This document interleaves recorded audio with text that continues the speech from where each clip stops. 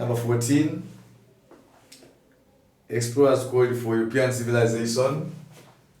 Called for European civilization. Civilization of East Africa. How did it aid colonization? They called for European civilization of East Africa.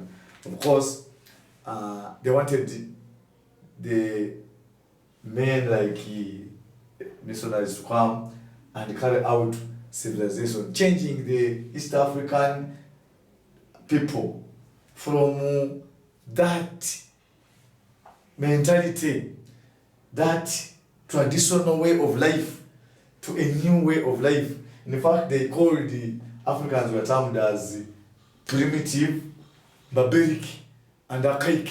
That's how they were described. So the levels of civilization were still very low. So they called upon European groups like the missionaries to come and civilize East Africa. And how would that one benefit the colonization process? When they came, they never went back. So that one meant colonization. So it was a gradual process from the explorers, missionaries, and finally the missionaries calling upon their home countries to come and do what? And they give protection. And when they came, they did go back. Another one is the success of the adventures increased mission interest. Yes. They are saying their success, the success of who? Of the explorers. Their success led to missionary adventure. Their success led to missionary adventures.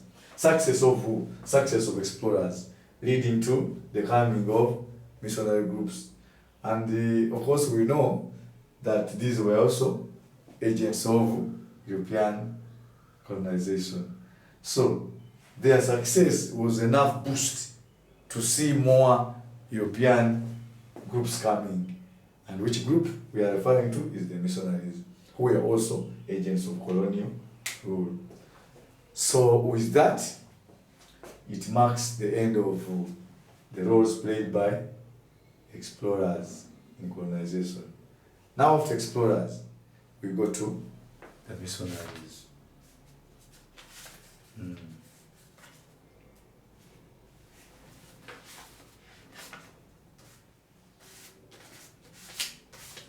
Yes. After missionaries, we'll go to the traders or the chartered companies. After that, we shall have exhausted the agencies that brought the white man's rule in East Africa. So next on our agency, we are going to look at the missionaries. Those are number 2, which we had partly seen yesterday, but in form of the other way of writing essays. But today, we are looking at roles played in the colonization. Roles played in the colonization of East Africa. Role number 1, which very many students like, and in fact it's their first, they softened the hearts of Africans. That softening the hearts of East Africans. And how did that one aid in the colonization? These people who were so hard to convince that the white man is good, we are made softer than by the what? By the European. But before we can continue with the roles, one needs to know who these people are. Missionaries, men and women of God that were interested in the spread of the gospel of Christ. They came in big numbers and in many groups. The London Missionary Society, the Scottish Missionaries, the Church of England, the Presbyterian Society, the Church of England we have seen, the Mill Hill Fathers, the White Fathers, the Scottish, very many groups. And all had one mission. And it was the mission, the spread of the what? Of the gospel of Christ. And it is through that we got the mission accomplished, and that is colonization of East Africa. Soften the hearts of Africans, we have seen, and of course that one led to the docility. They became docile, like a castrated bull which cannot disturb the farmer. So they became humble and able to accept the white man. Role number 2. Some of them attracted chiefs to Spain. Attracted chiefs to sign treaties, and we are going to give an example here of Bishop Tucker. Bishop Tucker, who was instrumental in the signing of the 1900 Buganda Agreement, of course, which was a basis, or which formed the foundation for Uganda's cooperation with the British. So you can see, so the attracted chiefs signed, and after the signing, it meant that European rule had been accepted. Number 3.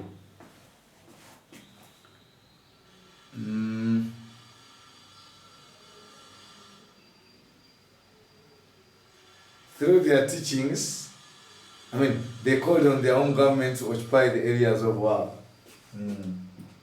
Called on their home countries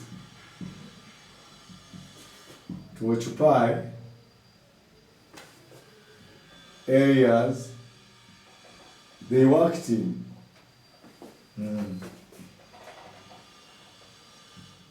Occupy areas they worked in.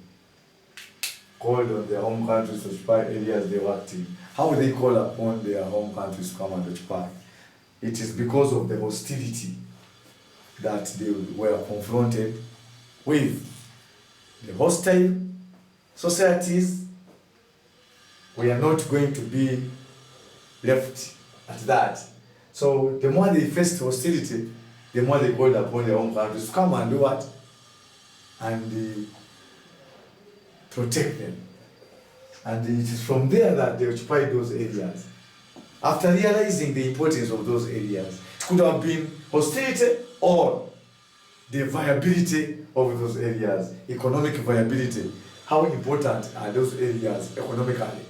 So if it is an area that is endowed with resources, they will call upon their own countries to come and occupy. And if it is an area that is insecure, still they will call home for the necessary protection, which of course resulted into colonial occupation. Another, yes, this one is to do with areas of importance. Another one is in a case of hostility. In a case of hostility, as I already told you, this is to do with areas of economic importance, to do with the endowments in such areas. But in case of hostility, also called for protection. Yes. This is to do with areas of economic importance, areas endowed with minerals and so on. So they call upon home countries to come and take over, resulting into colonial occupation. The same thing applies to, in the case of hostility, areas that were having hostile people. I told you of the Nandi, whom we saw as people who fought the what? The railway construction.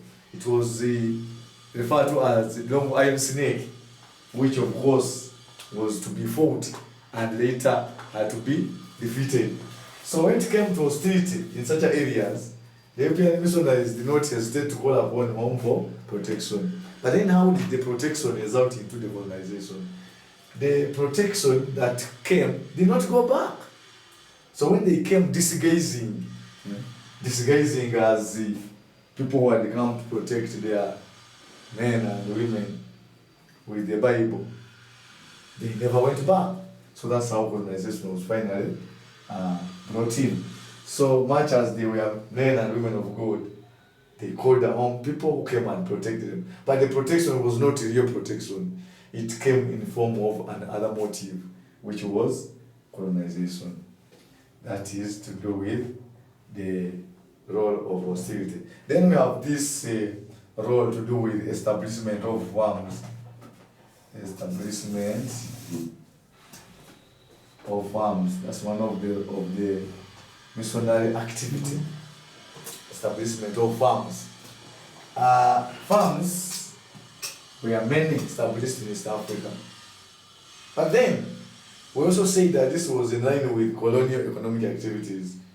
And the colonial economic activities were those that aided the European colonies to get revenue. Which revenue or money that was used to run the various activities for the colonials. Because we said one of the major problems that these people, the colonials, faced was inadequate finance. Some people said the lack of finance. No, it is inadequate. They had, but it was not enough. So the inadequacy in the finance is the one that made them do establish some of those activities that were going to generate enough funding. So when the missionaries came, they established a good number of what? Of farms. And those are now that formed the basis. The farms form the basis of colonial economy. Yes, that the farms form the basis of colonial economy. Because from here that they began looking for not only raw materials, but also sources of survival to supplement on their sources. Another one is the campaigning. To the campaign. They campaigned slave trade. Now one wonders, after the campaigning slave trade, how was that one going to aid the colonization? It was leading to another form of trade, which was called legitimate. And we define legitimate trade as trade in material what? Goods. And by the term legitimate, it means legal, allowed. That was the trade that they were trying to advocate for. And how did they campaign it? They called it all sorts of words: illegal, inhumane, devilish, blah blah blah blah. At the end of the day, it created a situation where the missionaries gave a voice for the eventual abolitionists to come in and put the slave trade to an end.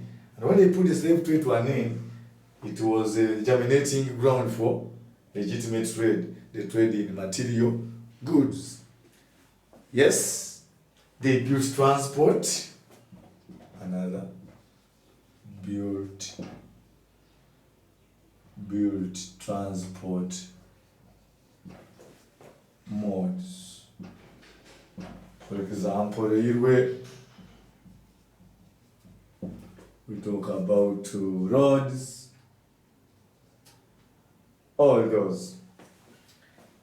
And of course, these are the same that were used by the colonialists.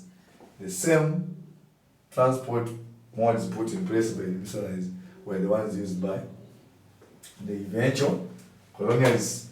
We continue with this with more roles. That's role 7. We are going to 8.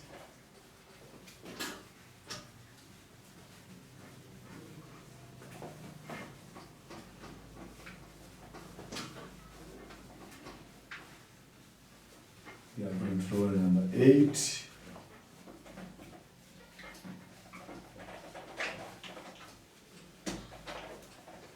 Yes. Number 8. Built mission stations. They built mission stations.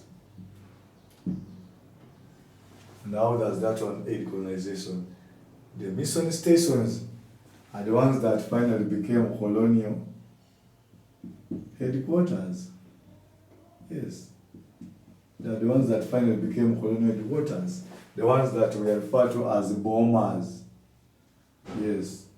So these were the ones that were finally transformed into colonial head offices, but originally built under the heading of mission stations. Rabai, talk of Bagamoyo, all those, and many more in East Africa that were finally converted into colonial